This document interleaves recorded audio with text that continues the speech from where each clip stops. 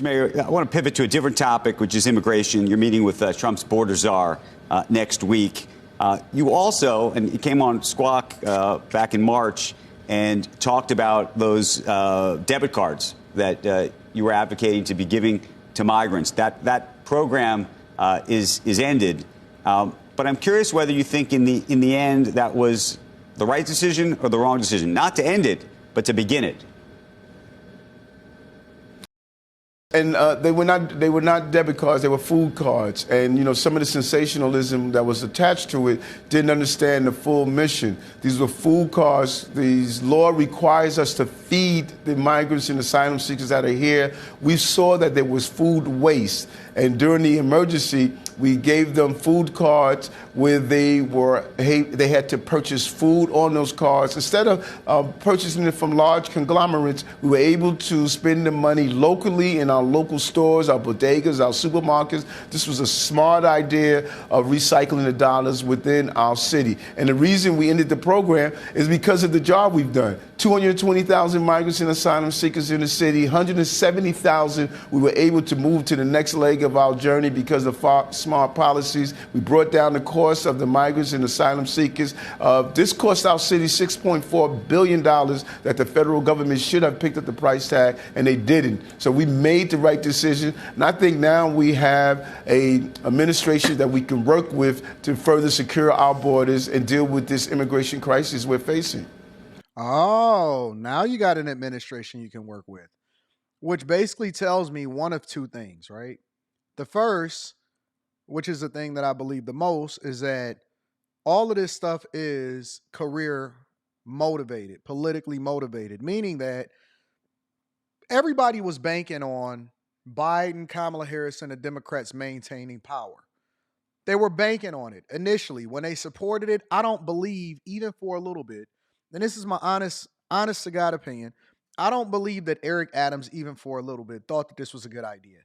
I don't believe that Brandon Johnson over in Chicago thinks that this is a good idea.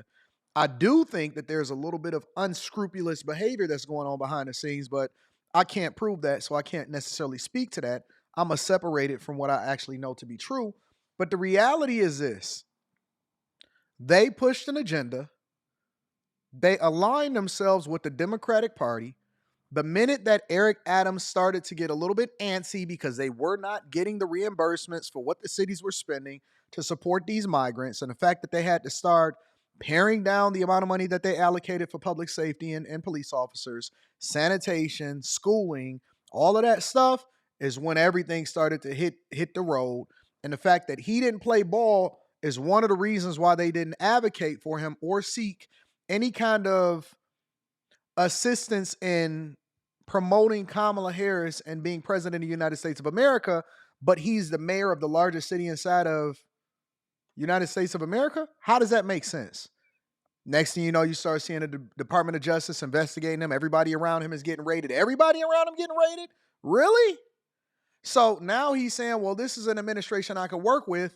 All that tells me is that you switching sides because it did not work in your favor. Now, I will give him some credit and not being so stubborn like a Brandon Johnson and standing on that, because all of us can see that that ship is sinking, that ship is going into the ground.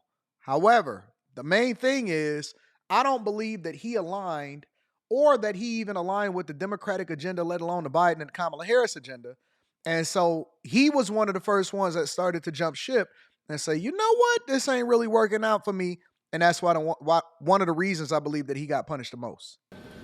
What's been the reaction to some of your comments that you made earlier this week about immigrants and migrants that have come to the state illegally, and what may happen under a Trump administration? You've suggested you're going to work with the Trump administration. There's others, obviously, in this city who, and this is been considered a blue city for a long time, that have suggested you shouldn't be. Think about that for a moment. Imagine 4 years of warring with the president and not working with the president. Throwing him under the bus like a mug, Our ain't he? country is about how do we move our cities forward, and that's what my goal is going to do. And people say you're changing comments. It's the same comments. When I was on your program last year, I talked about those small number of migrants and asylum seekers who are coming here committing violence in our city, and those acts of violence are unacceptable. Not only are they unacceptable to everyday New Yorkers, but they're also unacceptable to migrants and asylum seekers who are here.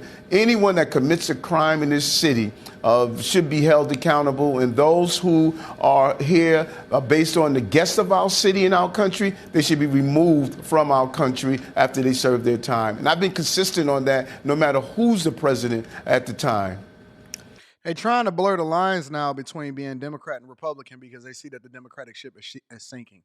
I seen Obama give a speech, and I'm still thinking about whether or not I want to review that whole speech live. But we'll figure that out later on today. But the fact of the matter is, they see this ship sinking, and they trying to get up off of it. But he has been warring with the President Biden and that administration, and they haven't even acknowledged him. I remember when he went over to the White House. He went up to D.C. to speak with the president, and they wouldn't even see him. What's your relationship right now with President Trump, President-elect Trump? He made some very nice comments about you, as you might remember, at the Al Smith dinner. Well, I'm a nice person, so people should make nice comments about me. You know, I have a big heart. I love the city. I served it as a police officer, state senator, and the borough president. And so President Biden made nice comments about me when he came to the city. And I visited him in Washington, D.C., and talked about crime. He helped us with crime issues. I think we should have done a better job around securing our borders and not having cities pay this awesome amount to deal with a national problem. And so when I communicated with the president, it's the same thing I communicated with President Biden. We need resources for the city of New York, and I look forward to working with his administration and bringing. He's trying to get that pardon. Let me pivot for a second and see something. I'm an American, and I'm going to continue to say that. So no matter what party I'm on or vote on, I'm going to push for the American values. Then Pix 11 political anchor Dan Manarino pressed Mayor Eric Adams about his current plan to seek another term in office as a Democrat. That is what I'm proposing to do. I've been a Democrat for many years, and I'm going to run for my re-election as a Democrat. But my focus is the American people and the people of New York City, and those who don't like it, they would cancel me, and I say cancel me. I'm for America. Adams was immediately slammed by the many other candidates challenging him in next June's Democratic mayoral primary. The latest contender to enter the race is former State Assemblyman Michael Blake, who also used to be vice chair of the Democratic National Committee. During the taping of this weekend's edition of Picks on Politics, he said the mayor is pandering to President-elect Donald Trump. He was a registered Republican under the Rudy Giuliani era. He has now stated that he would be a part of the American Party. The question is, are you a Democrat? Full stop. I am a Democrat. Eric Adams can't say that. And he's making it very clear. Eric Adams cares more about getting a pardon than helping the people. It's not. Two things can be true at the same time. I do agree with him that I think that Eric Adams is trying to get a pardon, and he probably will get a pardon, all right? So I don't think that Eric Adams is going to be long-term going to no prison or anything like that. However, he did mention that he was a registered Republican.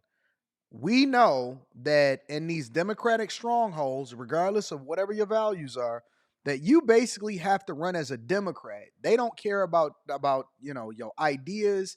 They don't care how you're going to fix a city. You basically got to play Democrat in order to win in these strong Democratic strongholds such as New York City, Chicago, Los Angeles, so on and so forth, all right? So he may have played Democrat, but I'm not so sure that he espoused all of the same values, which is one of the reasons you've seen a lot of this with the Biden administration. But he should be looking to work with President-elect Trump. Why wouldn't you? Listen, some of y'all that don't understand, that can't see, you so focused on trying to be polarizing and stand out from the group and stuff like that, you don't even see the ground that's shifting right from under you. Everything is moving in a different direction. Everything is moving in a different direction. And I believe that Eric Adams is smart to start aligning himself with whoever it is that's in power, because that's the main way that you're going to get stuff done in your city, especially if you actually believe in some of the stuff that he's saying. Not completely unprecedented for a moderate Democrat to run as a Republican for mayor of New York City. Look no further than Michael Bloomberg. But the highest-ranking current Republican elected leader in New York, Council Minority Leader Joe Borelli, says there's been no formal conversation with Adams about switching party affiliation. He made a passive comment. And in passing, though, probably admitted what a lot of New Yorkers are thinking, that the Democratic Party has left the majority of New Yorkers behind. Our streets are more dangerous. Our cost of living is higher, and our city is not doing as well as it could have been under. And so, yeah, I think that it's smart. I think that, listen, here in Michigan, current mayor Mike Duggan, who has recently announced that he's running to be governor of Michigan, which I think, well, I'm going to reserve my thoughts, because until I actually have a conversation with him, I think it's important for me to actually hold on and see what he says prior to. But I've heard him speak about the fact that he's not running as a Democrat, but as an independent. And we'll deep dive into that at a later date. Hopefully, as soon as I get the studio back up and running, we'll get it popping. But the Dallas mayor switched from being Democrat to Republican, and he was one of the ones that spoke at the Republican National Convention. So it's interesting. Y'all let me know what y'all think inside of the chat. Make sure you tap into the Patreon. Link is in the description. And then also Teach Hanley, 40% off your first order, 20% off for life. Last but not least, make sure you guys get your tickets. Come and kick it with me December 14th in Detroit. I love you. I appreciate you. Can't wait to read y'all comments.